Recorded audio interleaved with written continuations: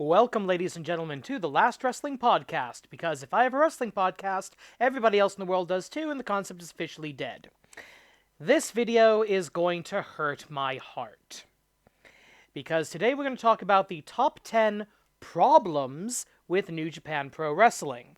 This is kind of an attempt to get out of the box a little bit, because among the hardcore wrestling fandom, especially here on YouTube, everybody loves New Japan, and rightly so. They are one of, if not the best, professional wrestling organizations in the world today, by every achievable, every reasonable, every objective, and most subjective metrics, except for size and profitability, which WWE does kind of kill the curve on that one. But no wrestling company is without flaw, and today we are going to hurt because we love. We're going to talk about the top 10 problems in New Japan. Number 10, too many belts. This one comes in at the bottom of the list because, one, it's a problem I've talked about before, and two, they really kind of get close to dealing with it. As I've said before, my main philosophy when it comes to how many belts is too many is simple. You can have as many belts as you like, as long as they do not step on each other. What do I mean by that? That means that every title must be unique in the wrestlers that compete for it, the rules under which it is contested, or preferably both. For example, a men's and a women's single title do not step on each other because even though they're contested under the same rules, two different genders compete for them. Same with a singles and a tag team title. No one man can hold both tag belts, and no tag team can co-hold a singles title, at least not unless you're Kurt Angle and there's some really bad booking going on. New Japan has a problem with too many belts, specifically too many singles titles. New Japan uses the heavyweight, junior heavyweight separation, which means that the IWGP heavyweight and junior heavyweight titles don't step on each other. Heavyweight and junior heavyweight tag titles do not step on each other. That's fine, not talking about that. But what is the difference between the IWGP heavyweight, intercontinental, and United States championships? As far as I can tell, officially, there isn't one. Now, the never openweight title is a separate beast, and frankly a separate problem, because that's something, it says in the name, openweight. A junior heavyweight or a heavyweight could conceivably challenge for it. But there doesn't really seem to be a distinction between who can wrestle for the heavyweight intercontinental US title, at least officially. Unofficially, the United States title is the foreigner belt, the Gaijin belt, which originally is what the Intercontinental Championship was supposed to be until Shinsuke Nakamura made it relevant. Of the 6 champions, the 6 men who have held the US title, every single one of them is a Gaijin. According, just going off Wikipedia here, Kenny Omega, Jay White, Juice Robinson, Cody, Juice Robinson, Jon Moxley, Lance Archer, Jon Moxley again. So it seems like this is the belt for the white guys to fight over. But not only have Japanese wrestlers challenged for it, Minoru Suzuki, anybody? The next big feud over that title is Moxley-Suzuki, so if it's officially a Gaijin belt, then Suzuki isn't eligible to hold it. He's Japanese. While New Japan has done a decent job of de-emphasizing certain titles, emphasizing others, and trying to make it clear that there's a pecking order here, it's a band-aid over a bigger problem. Number 9, too damn long. This is, again, very low on the list because it's not a New Japan problem. It's a wrestling problem in 2020. Big shows, and frankly even normal shows, are too effing long. There's always something that can be cut, and there's always something that should have had more focus. I went to both nights of Wrestle Kingdom. I spent about 10 hours watching wrestling over 48 hours. That's a lot. An average New Japan show will go 3, 4, maybe even 5 hours. And that's fine for your biggest shows of the year. That's fine for the Tokyo Dome. That's fine for the finals of the G1 Climax. But for a regular show, that's just way too much. I think a lot of the reason they do this is because since they run such a limited schedule anyway, there's this attitude of, okay, everybody has to get on the show. At least the big stars that we're currently pushing all have to be on the show. We've got to have that top 5, top 6 have to be on every show, even if there's no real reason for them to be there. So let's have a 6-man tag. Let's have an 8-man tag. Let's just do something with them. Get everybody on the show. And that is a creative death knell for wrestling. As much as it is a star-driven business, it is a story-driven business more than that. If you have stars that you're putting out there with nothing to do, I'm sorry, you're wasting those stars, and you're diminishing their star power. For example, there is no reason under any circumstances for Okada or Naito or Tanahashi to be on a Super J-Cup show. They don't need to be there. It's a junior heavyweight show. Put the junior heavyweights on. I think a little more discipline and a little more asking ourselves, does this match need to be here, is needed in New Japan. And this could also... Now, I realize I'm in a glass house here because of the AWL. I do tend to put on matches just to have something in that division or just to have something to put forward. But, and I think New Japan does this too, it's a tendency to think in terms of long-term storyline. I want to build up this particular wrestler, so they're going to be on the show, even if it doesn't really necessarily make sense for them to be there. I think that's probably what's happening in New Japan as well, but the timing is becoming a bigger problem. Most people people have an afternoon to come to a show. People have an afternoon and an evening to come to a show. Not everybody has that kind of time to sit down at home and just watch wrestling.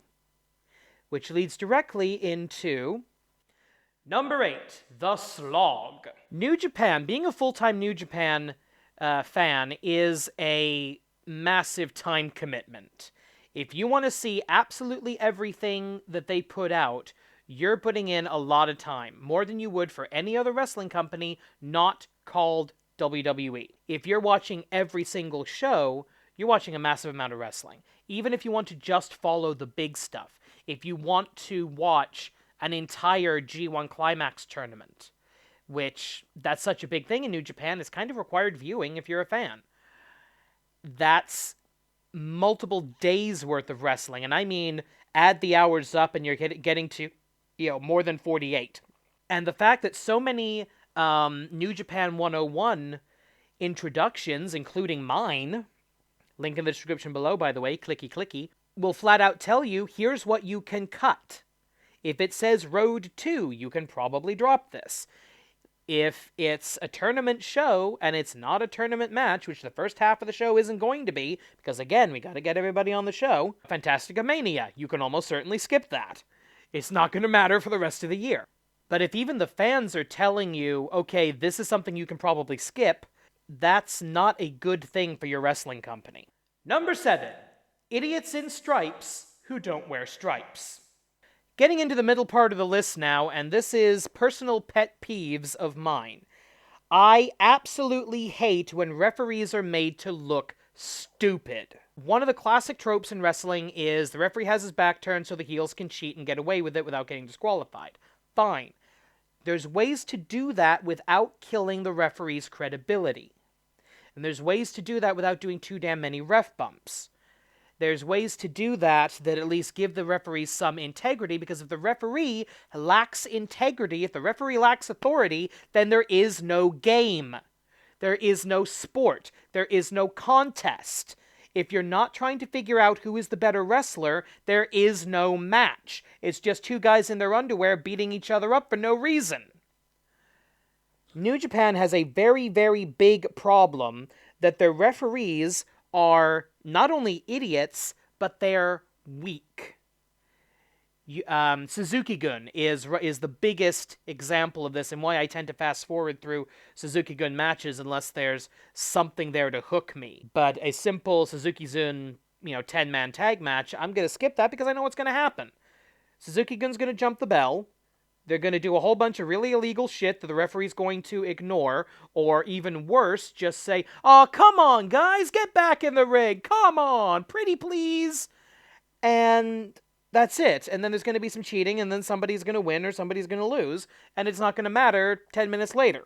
Referees need to do a better job of enforcing the rules, and if that means the heels have to get smarter, good! Number 6. This entry changed due to the musical rights. Okay, now we're getting into just stuff that's just flat out amateur hour. If you've watched New Japan on the English feed, and I think in the Japanese feed as well sometimes, they will change the music of certain wrestlers to something generic and usually terrible because they don't have the distribution rights to several of the songs, or they don't think they do. And that is just inexcusable. Bushiroad has money. Put some money into acquiring rights to these songs, or write songs that are good that you know you own and you can get out there. Hell, they will sometimes change music, and I didn't even realize they did this. They will change music of wrestlers who own their own music. Chris Jericho comes out in AEW to a Fozzy song, his freaking band. And apparently, and somebody double-check this because I haven't gone back and watched it, when he came out in the Tokyo Dome to face Tanahashi, that was replaced with something different. He owns the goddamn music. Did you not get him to sign a piece of paper for a night? Did you not? I'm sure he would.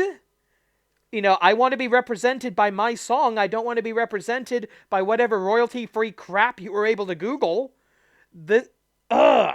It's not the biggest technical problem I've ever seen in wrestling. It's not the biggest technical problem in wrestling today. That would be AEW's audio issues.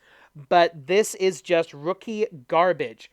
Elevated for Will Ospreay is one of the best wrestling songs in the world right now. It's on my personal wrestling playlist that I use to psych myself up as I go to work. And the idea that that character's presentation is coming out without his song, it's just wrong. It's a disservice to the wrestler. It's a disservice to the audience. It's a disservice to the company. And frankly, it's a ripoff. You've got the music. Find a way to get the distribution rights. Pay off whoever you have to pay off. And get your show under control. This is ridiculous. Number 5. The Boys Club. In 2020, it is unacceptable to be as big as New Japan is and not have a women's division. Unless you are an explicitly co-ed promotion where there are no gender barriers, equal rights, and equal fights like Lucha Underground or, more prominently, Chikara, that's fine. You either need to have a women's division or say the women can wrestle the men. Unacceptable otherwise. And frankly, I'm not even a huge fan of the single-sex, single-gender women's promotions. I'm not a fan of... I don't think Stardom and Shimmer should need to exist. I'm happy they do. Great talent has come out of both. But they shouldn't have to exist. Those performers should have a bigger platform within the main companies. And the fact that Bushiroad decided it was a better idea to buy an existing women's company than to introduce the IWGP Women's Championship, that's not acceptable to me. Women's wrestling is and has undergone the biggest resurgence, the biggest leap in prominence of the last 40, 50 years in the last 5. And New Japan is leaving a lot of money on the table. You know, get rid of your pointless 6-man time filler titles and create the IWGP Women's Championship or the IWGP Joshi Championship. You should have already done this. Number 4. This doesn't matter. I talked about this earlier, and it bears repeating. A lot of stuff that happens in New Japan, as good as it frequently is, and as good as the talent usually is, does not matter. The tag matches on a tournament show do not matter. The opening 25 to 45% of any given show typically do not matter. Anything involving more than 2 wrestlers on a side typically doesn't matter. most of the people know it. The fans know it. The wrestlers seem to know it. The bookers clearly know it, because it's really obviously thrown together, or it's a, hey, these two are in a singles feud, let's put them on the other side of a 10-man tag. What the hell? There's a concept in storytelling called Chekhov's gun, alternatively known as the law of conservation of plot.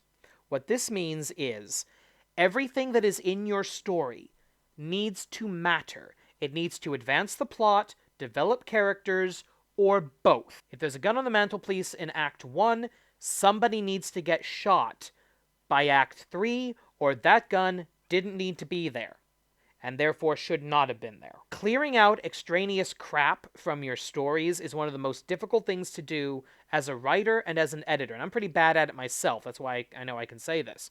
As good as New Japan's talent is, a lot of the times they're kind of masking the fact, their talent is masking the fact, or acting as a smokescreen, for the fact that a lot of the stuff they're doing just doesn't matter to the overall narrative. And while New Japan has great discipline in telling long-form, multi-year stories, and that's, I think, the biggest secret to their success, they're covering up the fact that some of their individual shows are pretty sloppy. Number 3. Replacing talent. One of the things about New Japan that is the most vaunted is their New Japan system. A young boy comes into the dojo, gets the crap beaten out of him, gets bullied, harassed, etc. for years until they get good enough to become a young lion, wherein they learn the Boston Crab, put on the same black trunks and black boots that I'm hoping get washed every once in a while. And they go out and they have a young lion match, which means 5 minutes, somebody puts on the Boston Crab, and then it gets broken up. And then they go on excursion. They leave. And their time as a professional loser is forgotten as they go out, they travel the world, they hone their craft, they learn new styles of wrestling. They go to Mexico to learn lucha libre. They go to the UK to learn technical wrestling. They go to America to learn whatever the fuck Okada learned as Kato. And then they come back and they've got a character and they've got a personality and they're ready to become full-time members of the roster. This is a good system. Problem, though, it takes a long time. From first day in the dojo to return from excursion, that can be years. And New Japan has a problem that they keep losing talent. Part of this is because, like most wrestling companies, they don't have the money to compete with WWE.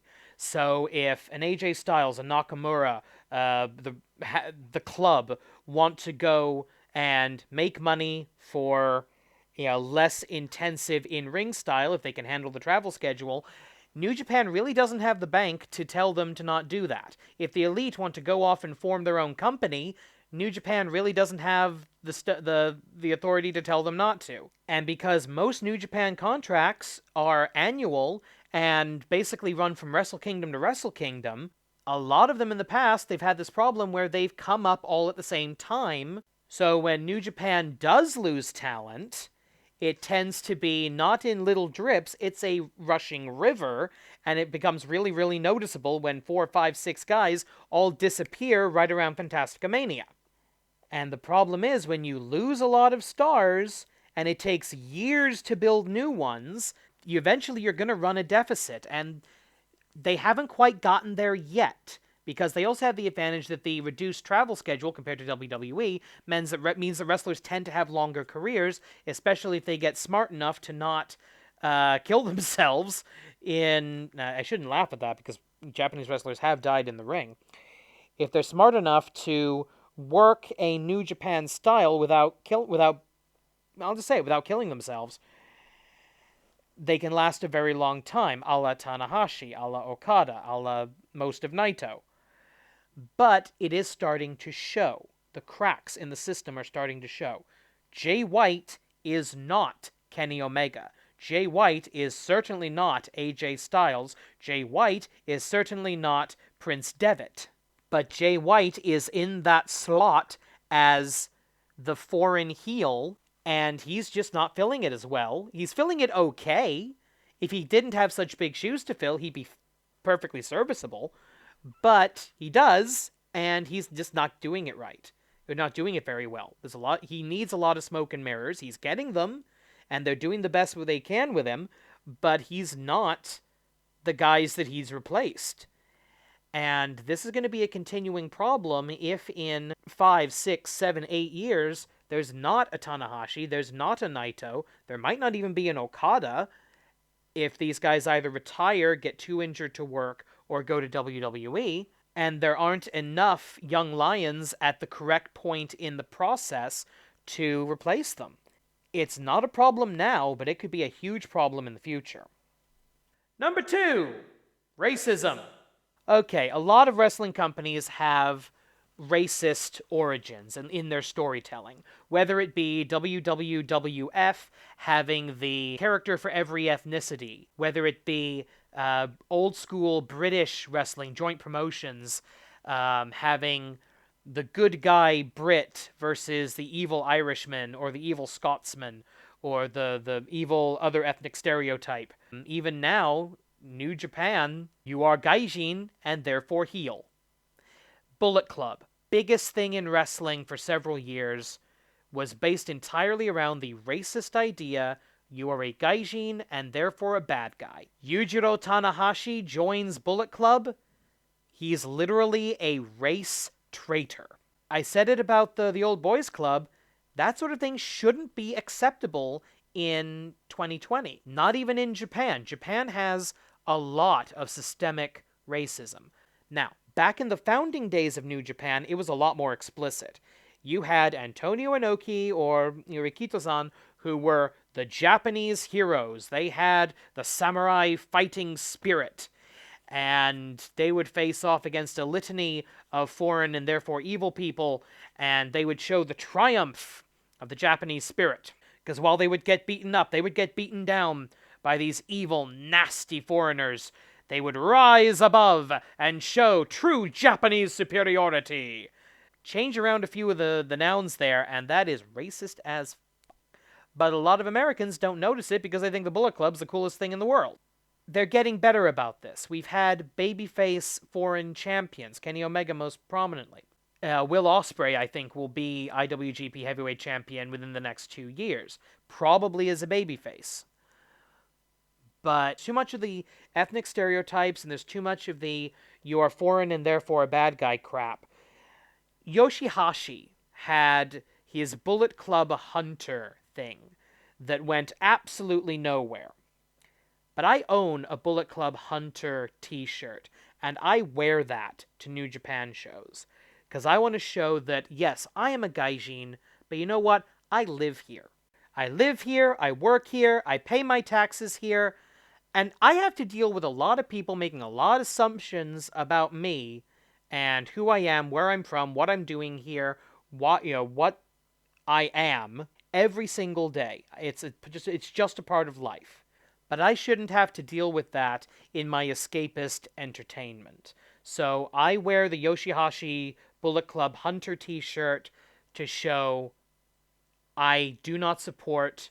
Well, I like a lot of the guys in the Bullet Club, and a lot of the guys who have been in the Bullet Club in the past.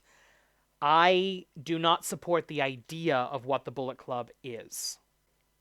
You are foreign, and therefore evil. And again, 2020, that's not okay. And the number one problem with New Japan Pro Wrestling, barrier to entry. Becoming a fan of New Japan Pro Wrestling is not easy. You've got to work for it. The barriers to entry, there's really 3 major categories here. 1, money. There is no legal way to watch New Japan for free. There's no television, not even in the States anymore. There's no free preview, as far as I'm aware. There's no real social media presence. They've got social media, but they don't put up matches. They don't put up shows. So if you want to try New Japan, you either have to go to a show, or you have to sign up for New Japan World. And that's, either way, a money commitment. And that can be difficult to get people to do with a product that they're not sure about. They may have heard so many wonderful things about New Japan, but they probably heard about some of the problems I've listed in this video as well. The second problem is the gaijin issue. If you don't speak Japanese or read Japanese, then it's going to be difficult to get into this show. They've done better in the last couple of years with their English commentary. It's good. It's not great, but it's good. It's good enough. But as far as translation of promos, with all credit to the little British man who does the live simultaneous translation, he's not very good at conveying emotion in Japanese because he's trying to keep up with what they're saying, because he doesn't get a lot of pauses to actually get out what he's trying to say, so he's going too fast to really think about how do I convey the emotion here, and so he doesn't. With all respect to him, because Japanese is an incredibly difficult language to do simultaneous translation, because the way Japanese works, a lot of the conjugation and a lot of the verbs come at the end of the sentence. So you have to wait for a complete sentence to be said before you know if that sentence was a statement, a question, past tense, present tense, or even what the necessary verb was, assuming people are speaking in grammatically correct sentences, which wrestlers tend to not do. So I don't envy the man his job, but the reality is, it's difficult to follow the story if you don't speak Japanese. Furthermore, there's the time issue. A show that starts at a perfectly reasonable hour here in Japan can start at the middle of the morning or oh dark stupid at night in some other part of the world, and that, again, is a barrier to entry. The third and final category of barrier to entry is that New Japan is its own culture. And like most wrestling, there aren't that many great jumping on points. Maybe start with a Wrestle Kingdom. That tends to be at least a fairly self-contained show, and they're pretty good at recapping the feuds, and hopefully you've got a friend who's been following it who can fill you in. But don't jump into a G1 climax, for Christ's sake. You'll quit halfway through the second show once you realize, yeah, there's a month of this, and it's all like this. There's not really a good way to get into the culture. Do you know what it means to win the G1 climax? Do you know who the Three Musketeers were? Do you understand the history, the traditions? How much do you know about sumo? Because if you don't know anything about sumo wrestling, you're not going to get the formats of New Japan. Do you understand Japanese fighting combat sport culture? Do you understand Japanese history? Do you understand Japanese work culture? Do you understand Japanese business culture? Do you understand current events in Japan? Do you understand comedy in Japan? Do you understand Japanese collectivistic culture? Why is everybody in a faction? It's Japan. Of course they're all in a faction. You define yourself by your group. That is how Japan works. If you don't get that, you're not going to understand 90% of what's going on here. Now, how do they fix this? The primary audience for New Japan is Japanese wrestling fans. The problem is most Japanese people don't watch wrestling. When I've told people in this country that I like puroresu, most of the people, the adults at least that I've talked to, have no idea who any of the current wrestlers are. You know, they know from Antonio Inoki, they know from Giant Baba, they know from, Tiger Jeet Singh, they know from Stan Hansen maybe. They maybe know from Jushin Sandaraiga. They maybe know from Tiger Mask. But they don't know that we're on the fourth Tiger Mask at this point. They don't know who Okada is. They don't know who Tanahashi is. Maybe they know Togi Makabe if they've watched the correct mid-morning housewife show. But that's about it. So yeah, the biggest problem with New Japan Pro Wrestling for a Japanese new viewer, or certainly a foreign new viewer, even if you are already a wrestling fan, is the barrier to entry. Thanks for watching. Please like, share, subscribe, enable notifications. Leave me a comment down below telling me how wrong I am. I would actually appreciate that. Thanks for watching. Catchphrase sign off.